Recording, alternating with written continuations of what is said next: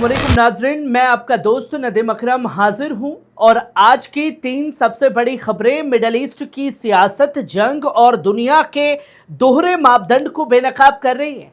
पहली खबर ईरान के नए रहबर मुस्तफा खामिनी की सेहत को लेकर बड़ा दावा है। दूसरी खबर हुर्मुज को खुलवाने के नाम पर यूएन सिक्योरिटी काउंसिल में कुत्तों का झुंड आज वोटिंग करने वाला है।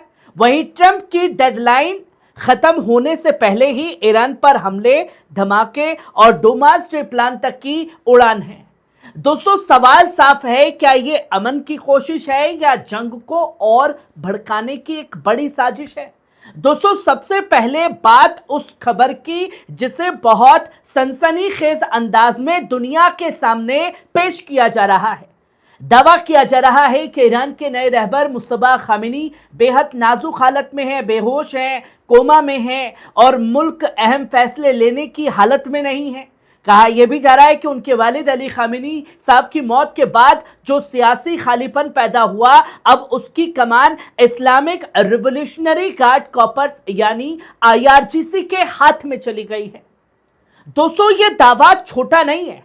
अगर कोई कहे कि ईरान का नया रहबर होश में नहीं, सामने नहीं, तकरीर नहीं कर रहा और पर्दे के पीछे कोई और मुल्क चला रहा है, तो यह सिर्फ एक मेडिकल अपडेट नहीं होती है, यह पूरी सियासत का नैरेटिव बदलने की एक बड़ी कोशिश भी होती है।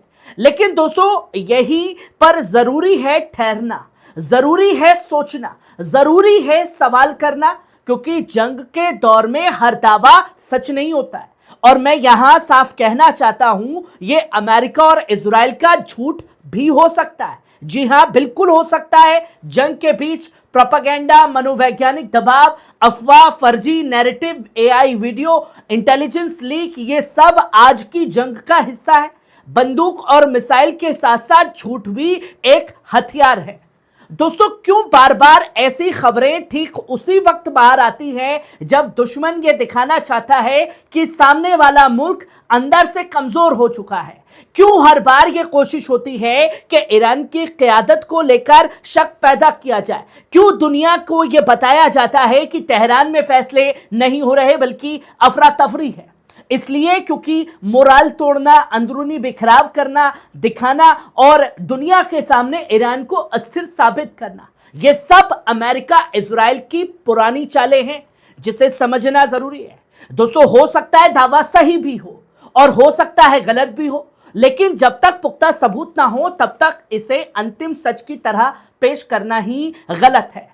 और मेरा साफ पॉइंट ऑफ व्यू है, जो ताकतें खुद जंग भड़का रही हैं, जो खुद पुल, एयरपोर्ट, यूनिवर्सिटी, बिजली घर, रिसर्च सेंटर निशाना बना रही हैं, वही अगर हमें ईरान की अंदरूनी सच्चाई बताने लगे तो बहुत एहतियात से सुनना चाहिए, जो तस्वीरें लोगों के सामने हैं। अब दूसरी खबर देखिए, यूनाइटेड नेशन सिक्योरिटी काउंसिल पर है, जहां स्ट्रेट ऑफ होर्मुज को दोबारा खुलवाने के नाम पर वोटिंग होनी है। पहले मसूदे की मीन्स जैसे लहजा पेश किया गया, जो जरूरी बताया गया। यूएन की जुबान में इसका मतलब कई बार फौजी कार्रवाई तक निकलता है, लेकिन रूस और चीन ने ऐतराज किया, मसौदा नरम हुआ और अब बात स्ट्रॉन्ग आर्ग्यूमेंट तक आ गई है। यानी मुल्क को अपने जहाजों पर कारोबारी रास्तों की हिफाजत के लिए तालमेल बढ़ाने को कहा गया है। दोस्तों, अब मेरा सवाल सुनिए, हुर्मुज को खुलवाने की इतनी जल्दी क्यों है? लेकिन जंग रुकवाने की जल्दी नहीं है।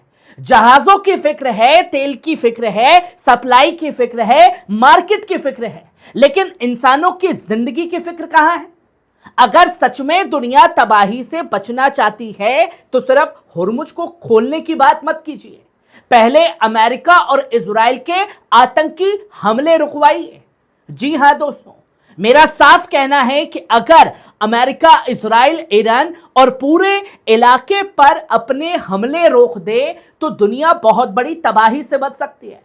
हुर्मुज अपने आप खुल जाएगा, तनाव अपने आप कम होगा, जहाज भी चलेंगे, तेल भी पहुंचेगा और दुनिया भी चैन से सांस लेगी। लेकिन नहीं, यहां उल्टा खेल खेला जा रहा है। पहले हमला करो, फिर दबाव बनाओ, फिर कहो रास्ता खोलो, फिर धमकी दो कि अगर नहीं खोला तो और हमला होगा। यह डिप्लोमेसी नहीं है, यह जब्र है, यह दबंगई है, यह खुली गुंडागर्दी है। और अब तीसरी खबर देखिए, डोनाल्ड ट्रंप ने ईरान को डेडलाइन दी, कहा कि अगर समझौता नहीं हुआ, अगर हुर्मुज नहीं खुला तो जहन्नुम का सामना करना पड़ेगा। और इसी डेडलाइन के खत्म होने से पहले क्या हुआ, अमेरिका का E-4B डोमास डे प्लान हवा में देखा गया। ईरान के शहरों में शिराज, इस्फहान, यजद से बड़े धमाकों की खबरें आई।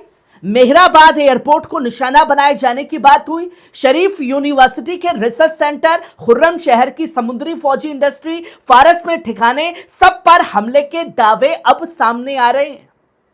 दोस्तों, अब आप खुद सोचिए, एक तरफ कहा जा रहा है डेडलाइन अभी बाकी है, समझौते का रास्ता खुला है, दूसरी तरफ डेडलाइन पूरी होने से पहले ही बम धमाके, एयरबेस पर हमले, रिसर्च सेंटर पर हमले, एयरपोर्ट पर हमले।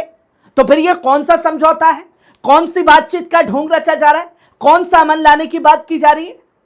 दोस्तों, मेरा पॉइंट ऑफ व्यू बिल्कुल साफ है, यह अमेरिका के आतंकी हमले हैं। और जब इजराइल उसके साथ खड़ा हो, उसके निशाने एक जैसे हो और बयान एक जैसे हो, उसके टारगेट एक जैसे हो, तो फिर इसे स्ट्राइक कहकर हल्का नहीं किया जा सकता। यह संगठित दबाव है, यह राज्य प्रायोजित दहशत है, यह डेडलाइन के नाम पर धमकी और धमकी के नाम पर हमला है। दोस्तों, जिस वक्त दुनिया को आग बुझानी चाहिए थी, उस वक्त अमेरिका, इजराइल हाथ में पेट्रोल लेकर खड़े दिखाई दे रहे हैं। एक तरफ कहते हैं हुर्मुज खोलो, दूसरी तरफ नहीं खोला तो बिजली घर उड़ा देंगे, पुल गिरा देंगे, बुनियादी ढांचा तबाह कर देंगे। क्या यही कानून है? क्या यही अंतर्राष्ट्रीय उसूल है? क्या यही वो जमहूरियत है जिसका दुनिया को रोज सबक दिया जाता है? और सबसे अहम बात, ईरान ने जवाब में साफ कहा है कि ट्रंप की धमकियों का उसके सैनिकों पर कोई असर नहीं होगा, यानी तेहरान झुकने को तैयार नहीं है। और यही बात वॉशिंगटन और तेल अवीव को सबसे ज्यादा परेशान कर रही है। दोस्तों, आज की तीनों खबरों को जोड़कर देखिए।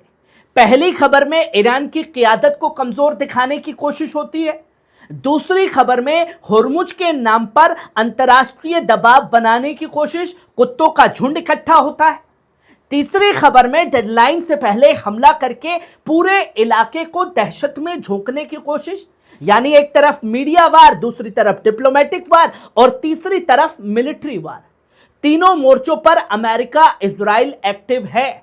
लेकिन दोस्तों, इतिहास गवाह है, जब भी बड़े मुल्क अपनी ताकत के नशे में छोटे बड़े इलाकों को झुकाने निकलते हैं तो आखिर में उनका घमंड ही उन्हें ले डूबता है। मिडल ईस्ट कोई खाली मैदान नहीं है, यह वो इलाका है जहां हर हमला नई आग पैदा कर सकता है, हर दबाव नया जवाब लाता है और हर जुल्म एक नई मुकामत को जन्म देता है। और आज सवाल सिर्फ ये नहीं कि डेडलाइन के बाद क्या होगा, सवाल यह है क्या दुनिया अब भी अमेरिका, इजराइल की जबरदस्ती को अमन की कोशिश कहती रहेगी? क्या जहाजों का रास्ता इंसानों की लाशों से ज्यादा अहम है? क्या तेल का बहाव बच्चों के खून से ज्यादा कीमती हो चुका है? दोस्तों, मेरा मानना है, अगर सच में दुनिया तबाही से बचना चाहती है तो सबसे पहले अमेरिका और इजराइल के हमले रुकने चाहिए। हुर्मुज बाद में भी खुलेगा, कारोबार बाद में भी चलेगा, लेकिन अगर आग फैल गई तो सिर्फ ईरान नहीं, पूरा इलाका झुलसेगा और उसकी लपटें दुनिया तक जाएंगी। मैं आपका दोस्त नदीम अकरम, आप देख रहे थे पल पल न्यूज। आपकी खबर, आपका भरोसा। सवाल पूछते रहिए, सच के साथ खड़े रहिए, क्योंकि जंग के शोर में सबसे पहले सच की आवाज ही दबाई जाती है। खबर को अपने लोगों तक ज्यादा से ज्यादा शेयर कीजिए ताकि वो भी मिडल ईस्ट की इस हकीकत को जान सके। शुक्रिया।